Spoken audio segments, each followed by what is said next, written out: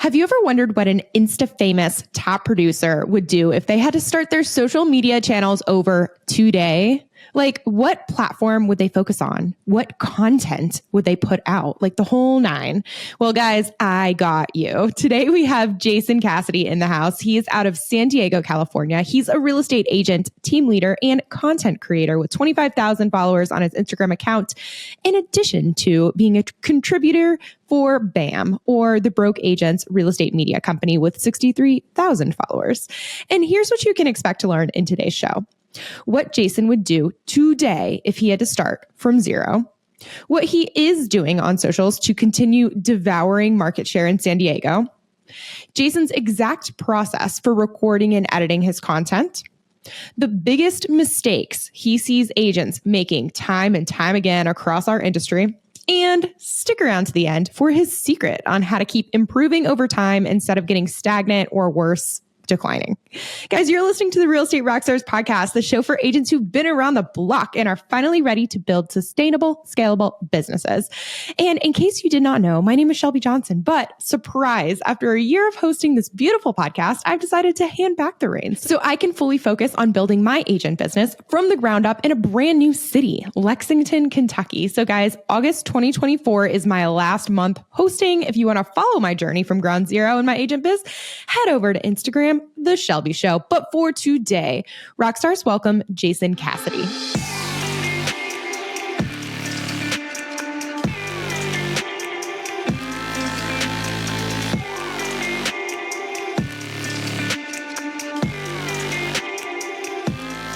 Okay, Jason, in stalking you for your reunion tour on this podcast, because listeners, he was originally interviewed by Pat Hyben way back in 2016, 2014, 13, long time ago. But anyway, Jason, so I stumbled across a post where you said something along the lines of, I learned that I wasn't just a real estate professional, but I was a media company that happened to sell homes. And I love that, but I would love for you to expand on what that means to you. Yeah, for sure. So, I mean, anybody who's listening and has heard that, that is not a Jason Cassity-ism. That's a Gary Vee-ism straight out of his very first book, Crush It, which is literally right here on my desktop or on my bookshelf in the back. So I read that book probably 2014, 15, 16, somewhere in that range too. Got into the business in 2012, read that book, and that single line stuck with me. And I'm like, wow, like it's not, I am a real estate agent. Don't get me wrong. I'm licensed. I sell houses, but like the way I thought about marketing changed. And I'm just like, okay, so real estate agents of old would, do door knocking, cold calling, client appreciation, all that stuff. But I'm like, hey, how do I embrace this social first kind of stuff? I'm going to treat myself like a media company. I'm going to put out content on these different channels as a media company would. And I'm going to try some stuff, and some stuff's going to hit and some stuff's not, but I'm always going to think media first. I'm going to put out the content, and then the real estate business will come. I knew at the time I wanted to grow my business via attraction versus chasing business. That's another, Chris Smith, Jimmy Mackinism, where they're just like attract, don't chase. And so if you build a business that is done through attraction, usually done by video marketing via social media, like a media company would, you're going to build a better foundational business than you would the old school tactics of newspaper ads, bus benches, door knocking, open houses, all that type of stuff. Now there's a place for some of that. I'm not saying that, but that single line probably changed my entire way of thinking 10 years ago, 12 years ago. Dude, and I feel that's so hard because when I was getting started, all of my leads, all of them were warm. They were, either direct referral or someone had heard me on a podcast or social media or something like that. And so there was no like selling involved. They already wanted to work with me. And then my husband has done a lot of direct to seller marketing, like direct mail and like texting and calls. And the amount of chasing and convincing and begging and getting hung up on, and it's just such a completely different relationship that anyone who's experienced both will agree with you that the attraction model is where it's at.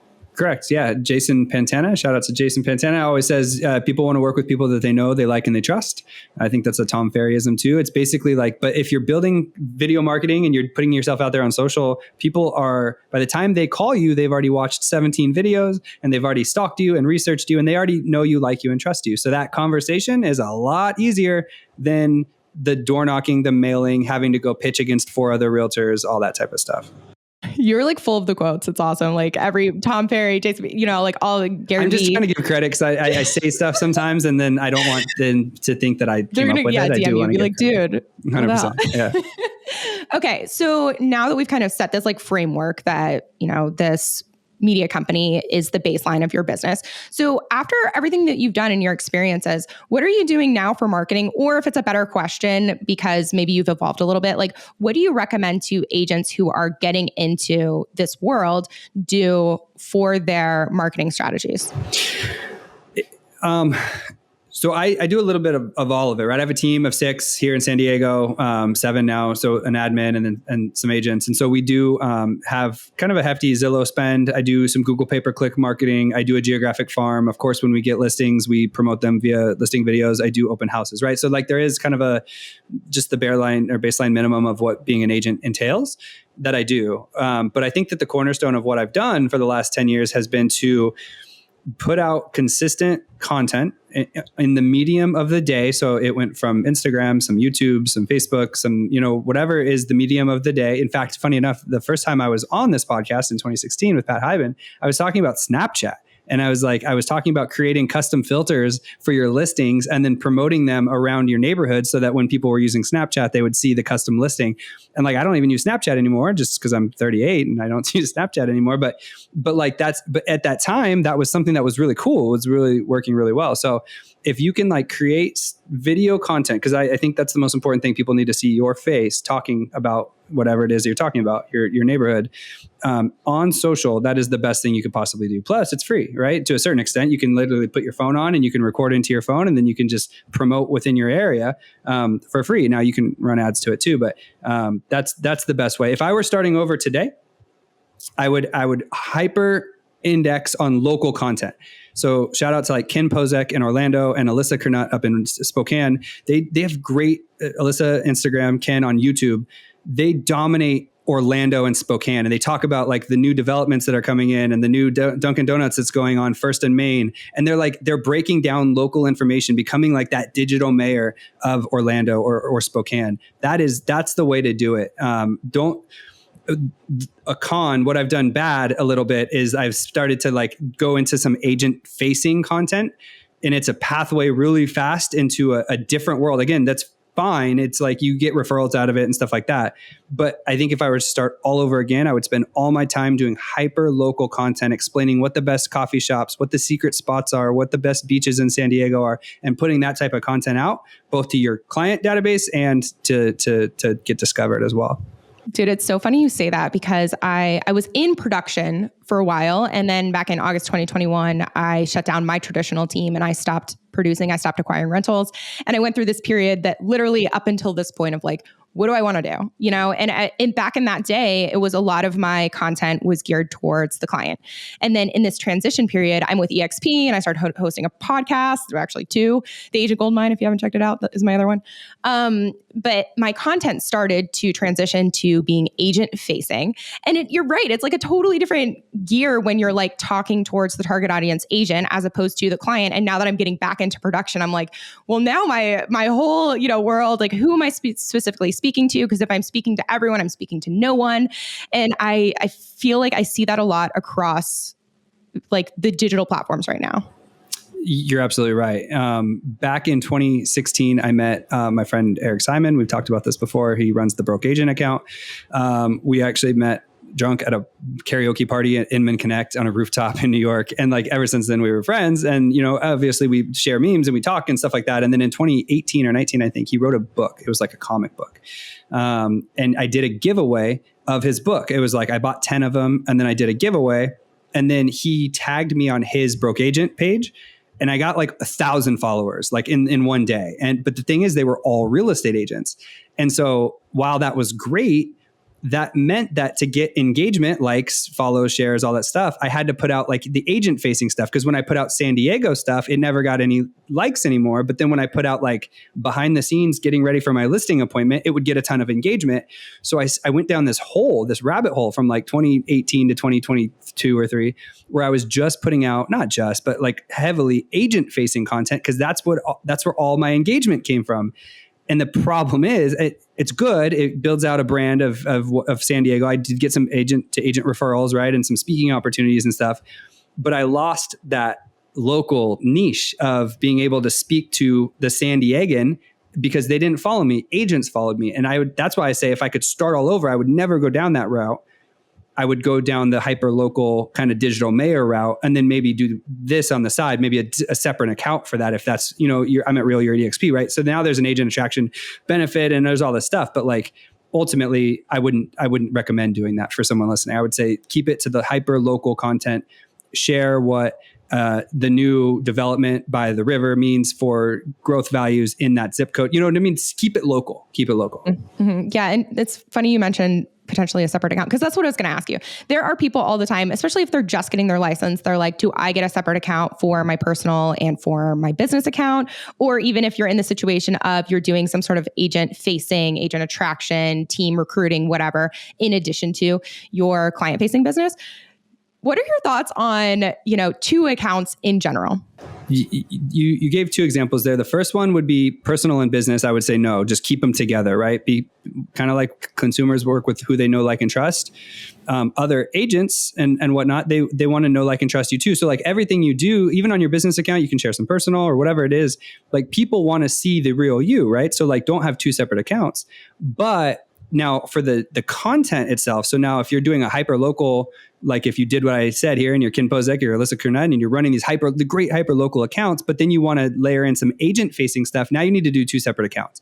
And so I've recently just started one called In San Diego, and it's just for hyper local content. I'm literally ripping off and duplicating Ken Pozek's Orlando Reel because I want to get really good at hyper local, and nothing about that page is agent facing. It's just the Clippers' new minor league team is coming to San Diego, or the dirty water in Imperial Beach. Like it's all news stories and different things about San Diego. And I split that off onto a separate account because now, fortunately or unfortunately, I have this agent facing branded account. Now I need to do the hyper local one on a separate account. So if the content's wildly different, you said something really great. If you're trying to pander to everybody, you're pandering to nobody. Or if you're trying to attract everybody, you're attracting nobody. So in those cases, you could have 2 separate accounts for the content. But when it comes to like whichever one you identify with, in my case, it's my agent branded one, that should be, don't split up the personal and the business. Because in this business, we're a service-based business. Like the personal is the business that they want to work with us. Totally agree. And we're not selling like a widget. I totally agree. When new agents, make the decision to split, and then they have this business page and they don't know anything about real estate yet. And so they're posting like the most generic, like cringe, painful, boring things. And like, follow my page. They're sharing it on their, personal, follow my business page. And I'm just like, it's not going to work. I mean, like it might, maybe if you were like the very specific 1% to make it work, but for most people, totally agreed. The right answer is to keep that person, because that's where you're getting all of your business anyway. It's like those people, your core advocates, your sphere of influence, and la-di-da-di-da. But question on your hyperlocal. So you mentioned before you would either do Instagram or YouTube, I believe. So for your hyperlocal, are you doing YouTube or Instagram, and why? Both. Both. Very fun. And it's if I could start all over, also a lot, but it's a lot. But a lot of times the content, like if you have a videographer, they can shoot in horizontal, but then keep you center of frame, so then they can clip it into vertical. Like it's not terribly hard to get 2 pieces of content from the same pieces of content. It's just, if I could start all over, I keep saying that I have a very big Instagram following. I do a lot of content on Instagram. I have, because I started in 2012, and that's when Instagram was getting big. If I could do it all over again, I would do YouTube. And so the biggest, most successful people who crush the local content game do very well on YouTube, because of the way that the algorithm works over there. It's more so like you're not following a person per se, you're following a topic. So you go into YouTube and you search for something. Hey, I'm moving to Austin, Texas, and I want to learn about Austin, Texas. And so the videos that pop up are all about Austin, Texas. Very rarely are you following like a brand or a person, sometimes Mr. Beast or something like that. But whereas on Instagram, you're following a person, like you're choosing to follow that person you want to see, more. And so the YouTube people, like Dan Parker, Ken Pozek, all these people who crush YouTube actually get a lot of business because they've been putting out informational videos about their neighborhood for 4, 5, 6 years. So now when people research out moving to that neighborhood, their videos pop up. And by the time they've watched 3 or 4 or 5 videos, they now want to work with Dan Parker or Ken Pozek. So YouTube has a much better client, I want to say like fly trap, where it's like you can actually get clients from it. Whereas Instagram might get follows and likes, but it's not as good of a client trap. I don't. That sounds weird to say. That's all I can think of right now. It sounds exactly. I totally get it, and I agree. And looking back now, I mean, I never did YouTube, or I dabbled a little bit in my like, what am I doing with my life period? But it was agent facing. But the thing with YouTube that is so cool, it's like people go there now to learn, whereas like before they would maybe Google something, or back in the day, like look up a book. Whoa! But now they go to YouTube to learn, and then they are watching way longer amounts of time of your face. And there's like some saying, actually, Chris Doe said it recently. He said they need to go from like a cold to a friend is 7 hours with your face, 4 different channels and 11 touch points. This obviously doesn't hit on all the different channels, but it hits on the 7 hours part. Whereas, with the Instagram, it's just, totally like you said, a different, and people go there generally for more entertainment as opposed to education. Yeah, good. Yeah, that sums it up. Okay, to confirm. So you're recording long form and you're clipping into short form? Mm-hmm. Yeah. So what I'll do is I'll batch content. That's not really like a new thing, but my videographer will come, we'll shoot 6 to 8 to 10 videos at once. And I just bring different clothes. Like I'll change my shirt or change my jacket so that it looks like I'm shooting different days, but even though we shot it all at the same day. And then a week later, he gives me a Google Drive folder with usually like 8 long form pieces and then 8 short form pieces that come from the long form piece. So is your videographer also an editor? Well, I think he probably uses a VA or something, but so he'll edit it. Like if I ask him to edit something, I'm like, hey, this caption was off. Can you cut this line out? He'll do it. But my assumption, like he knows what he's doing, but my assumption is he's using a VA for like most of the work. Because I'm so curious about how, especially producing agents, you are doing things with BAM. You have multiple platforms now. You're also a team leader. You are still in production, it sounds like, and yet you are able to go out and film long form videos, 6 to 8 to 10 videos at one point. And so I know that people listening to this who have yet to like dive into this world are overwhelmed because they're like, man, I have my one client that I'm working with and I'm already like overwhelmed and slammed and all that stuff. So behind the scenes of your like video content world, you just mentioned that you have a videographer and an editor. Can you talk to us a little bit about the front end first? When you are doing this hyper local content, how are you coming up with ideas? Are you scripting? Like, what does that look like in preparation for the recording? Yeah, I rarely script. Usually what I do is I use Google Keep. I mean, you can use your notes app on your phone. It doesn't matter. And then like throughout the month, as I see other videos or I get ideas, I'll just write it down on my notepad, right? And I use Google Keep. You can use notes on your phone, whatever. So that when say we shoot the second Tuesday of every month, when that day comes around, usually on Monday, the night before, like I'll go back and I'll create a Google Doc and I'll just make a quick outline. And I'll just say, hey, here's the 8 videos I want to shoot. Usually I'll check, have there been any, notable real estate related things? So like our car forms are changing. That's one video. Interest rates just dropped from 7 to 6.5. That's a pretty good video to shoot. Some sort of like a little market update type thing. There was 2 or 3 news stories that happened. Like I mentioned before, the Clippers got a minor league team here in San Diego.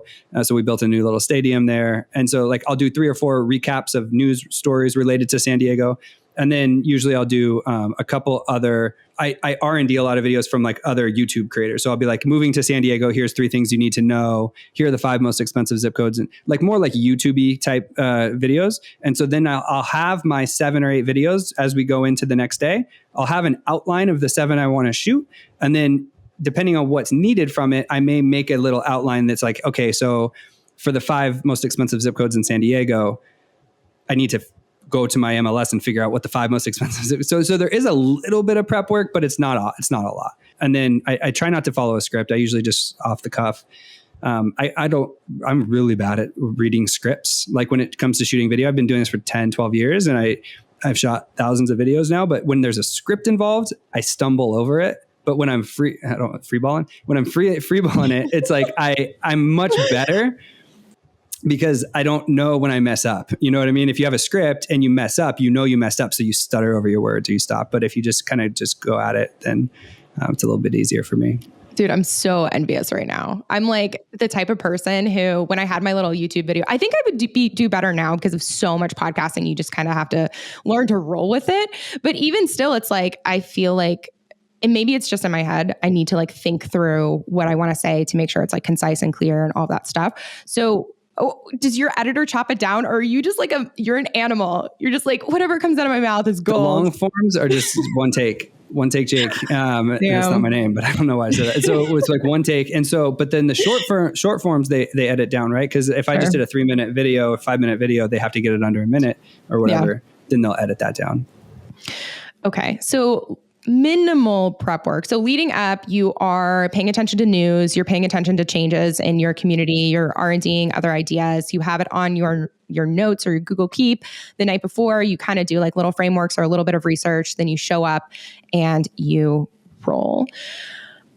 Okay. And after you record, I understand that they'll come back to you with edited videos. What does the posting process look from there? Like, how involved are you in like the title and the thumbnail and all of the details? My videographer for the YouTube stuff will give me thumbnails. And you know, I don't really have edits on that type of stuff. We have talked before. It's like, hey, you know, try to put this in the background of the thing. But like, I for the most part, just let them choose that. And then I post. And so like, I'm the one who posts it. Like, so I'll go onto youtube.com or Instagram on my phone and I'll post the actual video and then I'll write the caption. I've just now started using AI to help me write captions. So I use Google Gemini for everything. And I'll just go in and say, hey, write me an Instagram caption for a video about the San Diego Clippers new G League team. And it'll pop up a little thing and I might edit a line or something, but that helps me with some captions. But outside of that, I post it with my own thumbs and do all that type of stuff. The videographer will give me the thumbnail though. Cause like, I don't want to spend a ton of time editing a lot of that type of stuff. That's what he's there for. Your own thumbs. Oh my gosh. I'm sure you've considered, you know, outsourcing that's going to be a pretty simple job for a virtual assistant. What is your thought process behind holding that? I am 0 for 3 on virtual assistants. Separate over the course of like 10 years. I've tried 3 separate VAs and it just didn't work. And either anything from, you know, just menial tasks to ISA type stuff where they were calling for me and just none of it worked. And maybe it was my fault, like not setting the clear, concise expectations, but I need that person either in my office or being me. I'm also not the best delegator, I think. So like I'm still pretty, I don't know. I'm 38 years old. I'm not going anywhere. I'm going to be here for 20 more years probably. So like, I'm not really ready. I'm not trying.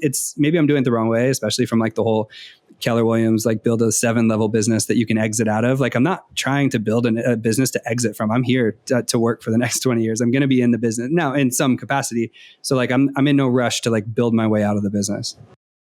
Yeah, no, that makes sense. And that's something that I have learned around like through the years of entrepreneurship. It's when I got in, I was in such a sprint. I was just racing every single day towards, financial freedom and, you know, whatever you read in the books. And now it's like this time around, I'm what you just said is so me. I'm like, I'm going to be here for the next 10, 15, 20 years. Like I'm in it for the long run. And it's really cool how much that changes your decision-making process.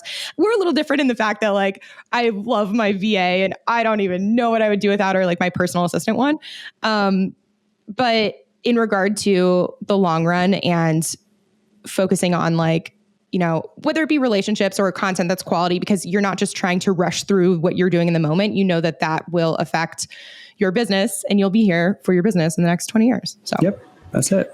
Very cool. Question on your content for you. I know you're doing hyperlocal. Are you specifically gearing towards sellers, buyers, both, neither? What is your thought on that? Well, both. Okay. Yeah, I won't say it. I don't. Neither. No, I don't want anyone.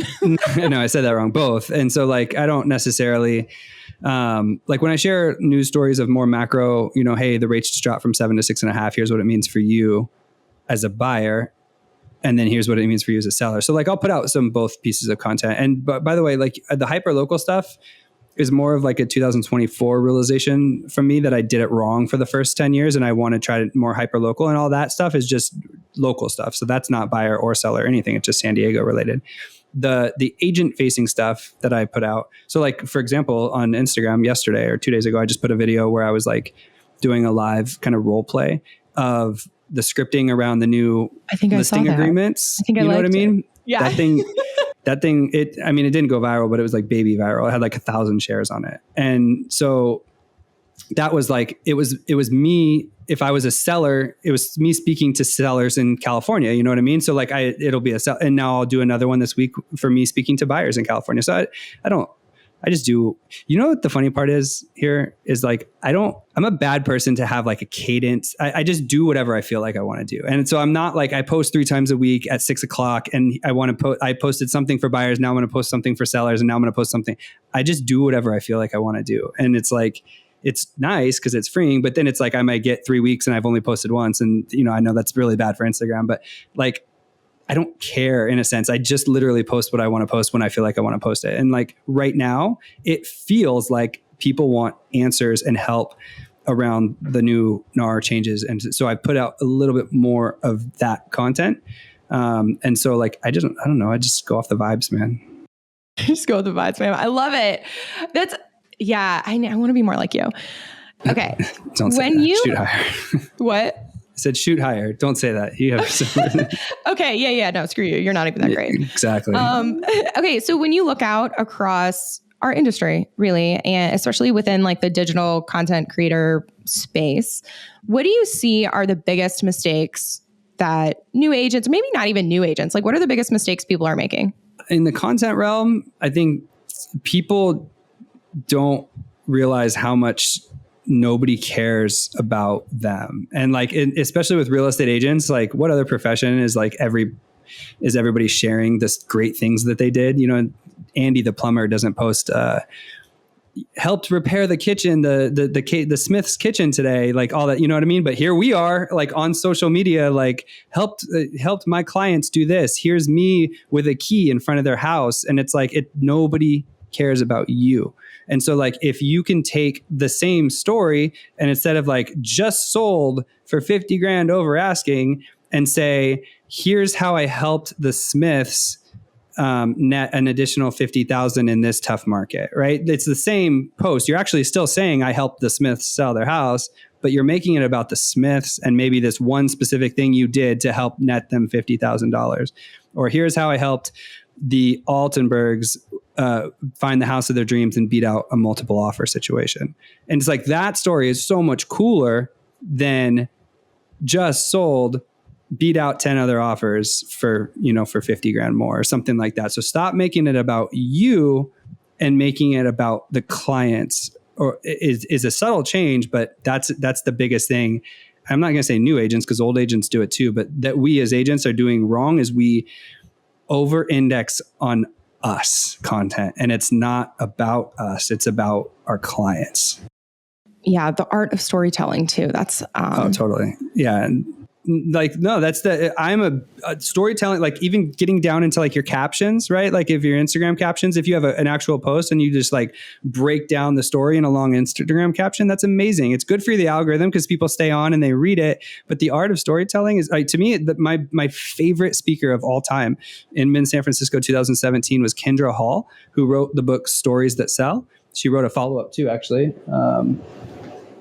Called Change Your Story, Change Your Life, which I have right here. But her original book called Stories That Sell it's on my Mount Rushmore of books to read. And it just talks about the power of telling a fantastic story, whether it be your story or in our case, like our client's story.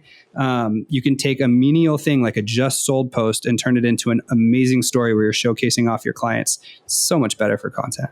Do you feel like you are a natural at storytelling? Is it something you had to develop over time? And if you had to develop it, how did you?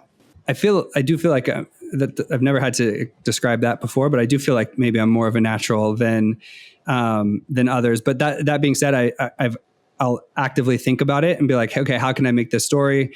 And I go back, I just said it, stories that sell, like a book about storytelling. It's very rare that you get a keynote speaker, someone who's really actually just specializes in storytelling. So I would say if I could tell anybody if you're just a terrible storyteller and you go read stories that stick, you'll walk away with the skill set of storytelling. And then you just practice it, right? Like over and over again and reps. Yeah.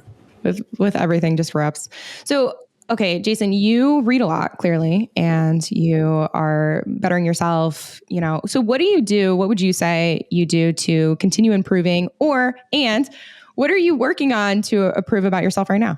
Good question. I mean, I don't want to be like I'm a bookworm or anything. I got 2 kids. I'm great at everything. I'm already. No, I got 2 kids under 5. I got nothing. I got no free time. So I don't know. I try to, get up, and I'm not like a powerful morning routine guy, but I do try to get up and go to the gym in the morning because I don't have any other time. If I wait till after work, I have 2 kids, and anybody who has 2 kids under 5 knows that from 4 to 8 is basically like the witching hour and off limits, and you need to be at home to like be there with the kids. And so like ultimately I do try to get up and go to the gym at 6 and then get to work by 8 and just like have some sort of a morning routine, even if it's just going to the gym and then having a coffee and getting dressed and going to work. And then, I work and I try to put in a good day's work, and I come home and spend time with the kids. And then if there's extra time after or on the weekends, then I'll try to read. And I mean, that being said, I just mentioned 3 or 4 books, but then I have a backlog of like 12, right? That I'm not going to get to, or I haven't got to yet. So I do try to keep it top of mind, but at the same time, I also like to watch sports and golf and stuff like that. So like it's not all I do at all given times, but I do try to mix in, a couple books a year at least, especially if it's been highly recommended by someone that I know, like, and trust, then I'll get on that. And outside of that, I'm just trying to stay, I predominantly try to stay atop industry news. And for me, that was always like Inman. Now it's BAM, Broke Agent Media. And like, I'll literally start my day and just kind of peruse, right? I want to see, I care. Like, I want to know why Compass and Remax are merging, right? That's not happening. I'm just saying, like, when I read those type of stories where it's like the CFO of EXP moved to Remax, I'm like, why did that happen? I want to know, because I do think it's important to be plugged into your industry. And then secondarily, it's just good conversational fodder sometimes for clients. And they might not care about that story, but they might want to know about the NAR settlement, or they might want to know about, some sort of other fundamental change that's coming down in the way real estate's done. They might want to know about some change in the title world that's going to impact them. And so, like, to me, I like to read that type of stuff and stay atop industry related news. And then on top of that, there's the personal development side, which I try to squeeze it in whenever I can. Do you know who does the news at BAM? Like, who's the person behind the articles? So BAM is Broke Agent Media, right? It was founded by Eric Simon, who's the broke agent, and Byron Lazine, who is, he's technically, I think, the CEO of now BAM. Byron is the number 1 agent in Connecticut, has a big team out there. And so he's like in production. He's still an agent. Those 2 co-founded BAM as we know it today. I think Byron runs more of the news and serious related stuff. And then Eric runs the social side of things, as well as some of the webinars and the Broke Agent Instagram account, which is the main feeder of all that. And then there's a whole staff behind the scenes, Jill and all the writers and stuff like that. So there's probably writers behind the scenes that do that. And then Byron would be the one to report on the news type stuff.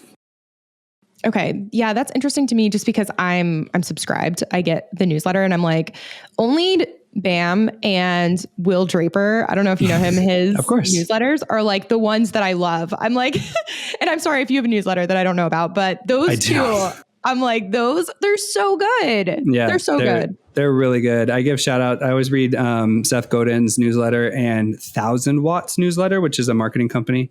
They have good newsletters as well. But yeah, you're right. I think BAM and Will's are both top tier.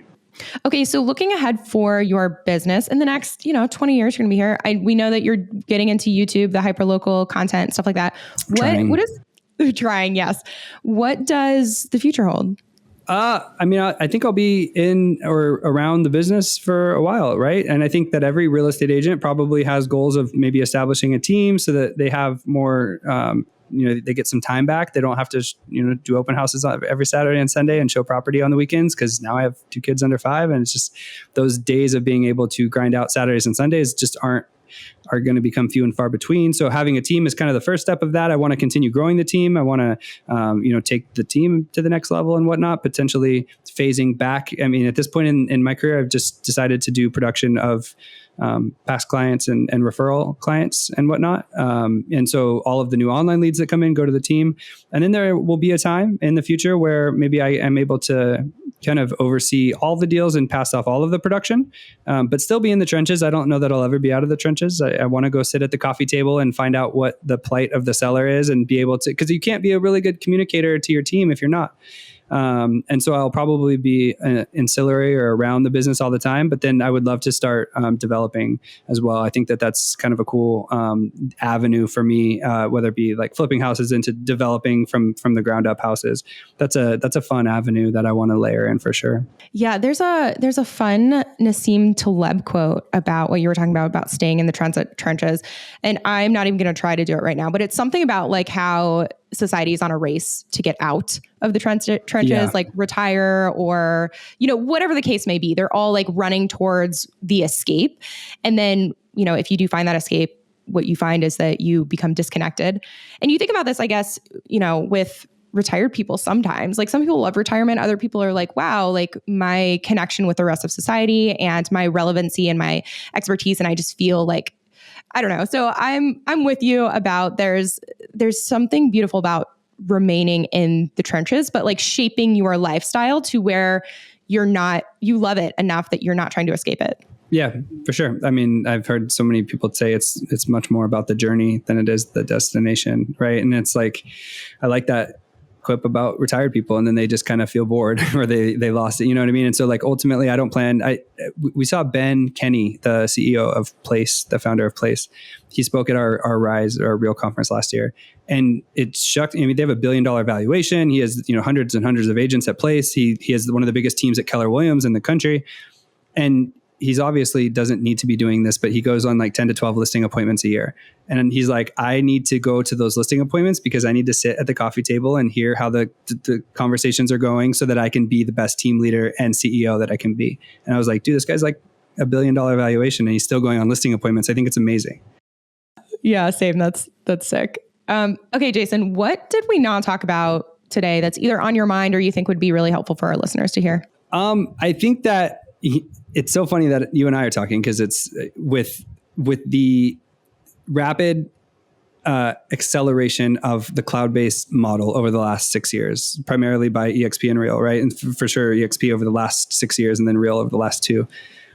I do feel like we, as both of our brokerages, have like, because we tend to trend a little bit younger. I think a lot of us have embraced social and video content creation, and that's literally what I'm here talking about today. And there is a level though of right now at this end of 2024, there is a thirst for professionalism where like these clients who aren't in this every day, because you and I are in this every day and our teams are in this every day. And we've been talking about these, EXP has done a fantastic job with their new contracts and stuff like that. And like, we're in this. And so we understand it. Well, most of us do. But our clients who run a software company who they have no idea about these changes. They're looking to us as the professionals. So like right now we have a window here where we need to maybe throw the professional hat on and tackle these issues one-on-one with our clients from a professional angle. Not to say that, like, again, we're talking about social, but like, I don't know that standing in front of the TikTok doing the points is going to be the right way to convey the message on the car contract changes and what it means for your listing, right? You know what I mean? And that might be fine for discoverability and how TikTok works. But I think that right now, having this 6 months here where we're like holding a Zoom webinar, we're taking our clients out to coffee one-on-one to explain to them what the buyer representation agreement is and how it's going to impact their home purchase in the next 6 months. I think that really, really matters. And I'm just saying to my brokerage and yours and like the cloud-based model who have skewed younger and maybe gotten ahead in life through the video content and the social media, take a page out of the OG's book here and maybe do some belly to belly, chest to chest, face to face type stuff and really be the trusted professional. I think that's getting overlooked right now a little bit. And there's a real lane for us to do that. For those of us who can maybe shift between the two. This is so funny because, words of wisdom. And are you a millennial? Yeah, technically. I was born in 85. You're an elder millennial. I think that's what it's called. Can you not call me that? The elder millennial is here to give us the wisdom to the Gen Zers out there, and then the whatever. Perfect. I loved that. Okay, so Jason, people love you. They're listening to you. They love you, or maybe they don't even think you're that great, whatever. But they want more. They want to know where they can follow the journey or what you might have going on in your world that they could be a part of. Hit us with that. Just follow on social. It's probably the best way. Instagram, it's Jason_Cassity, Cassit as in Tom Y. And I mean, we have our team or myself is on every social, but that's probably the one that you'll get me the quickest, and you'll see the most of my content too, because we generally batch our content for Instagram first, and then we procure it elsewhere. The YouTube stuff that we do is strictly in San Diego related. So like if you go there, you'll see me, but it'll be talking about San Diego related stuff. So if you're listening to this, you're probably an agent, which means you want to find the agent centric stuff, which means go to Instagram first. Perfect. Love it, guys. And you know the drill. If you want to hang out with me and the owner of the show, we are The Shelby Show and Aaron Amuchastegui on the gram. Love to hear from you all. But guys, that is all we have for today. Jason, thank you so much for hanging out with me. And Real Estate Rockstars, thanks for listening.